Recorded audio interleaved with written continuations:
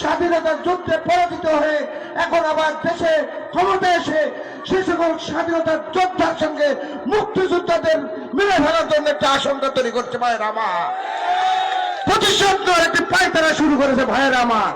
আমি বলতে চাই আপনাদেরকে মনে রাখতে হবে একটি ষড়যন্ত্র শুরু হয়েছে।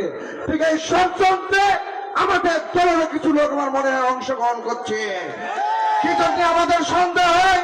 আমাদের মনে রাখতে হবে দলের লোকে দলের প্রার্থীর বিরুদ্ধে আপনি এভরিডে সোশ্যাল মিডিয়ায় লিখছেন।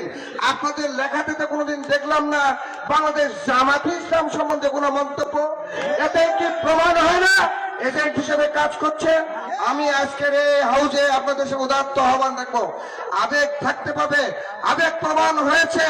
আসুন আবেগ পরিহার করে দলের স্বার্থে শহীদ প্রেসিডেন্ট জিয়াউর রহমানের আদর্শ বাস্তবায়নের ক্ষেত্রে আমাদের নেত্রী, আমাদের মা যে দলকে রক্ষা করেছেন সে দলকে রক্ষার ক্ষেত্রে আমাদের জনাব তারেক রহমান যে ধানের শীষে লড়াই করছে সে ধানের শীষের বিজয় নিশ্চিত করার ক্ষেত্রে আসুন ঐক্যবদ্ধ হই, ঐক্যবদ্ধ হই, ঐক্যবদ্ধ হই।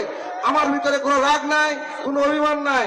আজকের অনুষ্ঠানের সভাপতি এখানে উপস্থিত হয়ে প্রমাণ করেছেন উনিও একজন নেতার সঙ্গে ছিলেন, কিন্তু ওনার মধ্যে দল প্রেম আছে বিধায় আজকের